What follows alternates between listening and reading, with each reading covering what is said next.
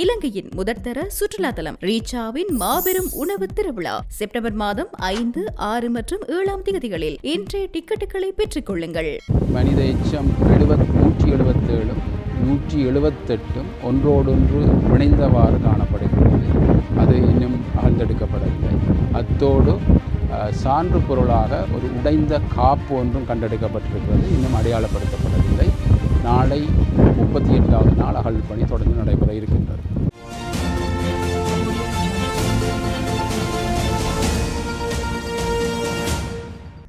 வணக்கம். மற்றொரு செய்தி.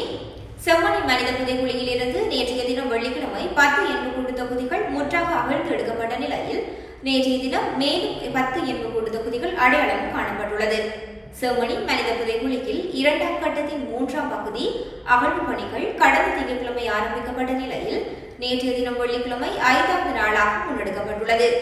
செம்மணி மனித புதைகுழியின் 2ஆம் கட்ட அகழ்வு பணிகளுக்காக நீதிமன்றம் 45 நாட்கள் அனுமதி வழங்கியுள்ள நிலையில் நேற்றைய தினம் வெள்ளிக்கிழமை 37வது நாளாக அகழ்வு பணிகள் முன்னெடுக்கப்பட்டுள்ளது. அதேபோல கட்டமாக இதுவரையில் 44 நாட்கள் முன்னெடுக்கப்பட்ட அகழ்வு பணிகளின் போது நேற்றைய தினம் அகழ்வு எடுக்கப்பட்ட மனித எண்புக்கூட்டு தொகுதியுடன் 174 எண்புக்கூட்டு தொகுதிகள் மொத்தமாக அகழ்வும் எடுக்கப்பட்டுள்ளது. அதேபோல இதுவரையில் 187 எண்புக்கூட்டு தொகுதிகள் அடையாளம் காணப்பட்டுள்ளமையும் குறிப்பிடத்தக்கது. இன்று சித்துப்பாத்தி மனித புதைகுழி வழக்கு எடுத்துக்கொள்ளப்பட்டது. இதன்போது இன்று புதிதாக 10 மனித எச்சங்கள் அடையாளப்படுத்தப்பட்டு 10 முழு மனித எச்சங்கள் அகழ்ந்தெடுக்கப்பட்டது. மொத்தமாக 187 மனித எச்சங்கள் அடையாளப்படுத்தப்பட்டு அவற்றில் 174 மனித எச்சங்கள் அகழ்ந்தெடுக்கப்பட்டுள்ளன. இன்று மனித எச்சம் 177 178 ஒன்றோடொன்று இணைந்தவாறு காணப்படுகிறது. அது இன்னும் அகழ்ந்தெடுக்கப்படவில்லை. அத்தோடு சான்று பொருளாக ஒரு உடைந்த காப்பு ஒன்றும் கண்டெடுக்கப்பட்டிருக்கிறது. இன்னும் அடையாளப்படுத்தப்படவில்லை.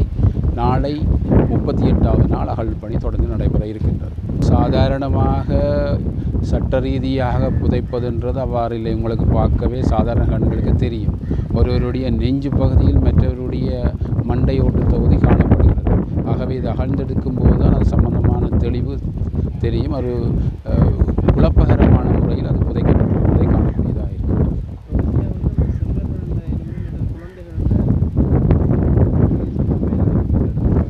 இது சம்பந்தமாக குற்றவியல் விசாரணை பிரிவினர் அதற்கான விசாரணைகளை அந்த கோணத்தில் செய்து கொண்டிருப்பதாக தெரிகிறது. அது சம்பந்தமான அறிக்கைகளை தாக்கல் செய்யும் போது நாங்கள் அறிந்து கொள்ளக்கூடியதாக இருக்கிறது. அது இதுவரை எங்களால் கணக்கெடுக்கப்படவில்லை.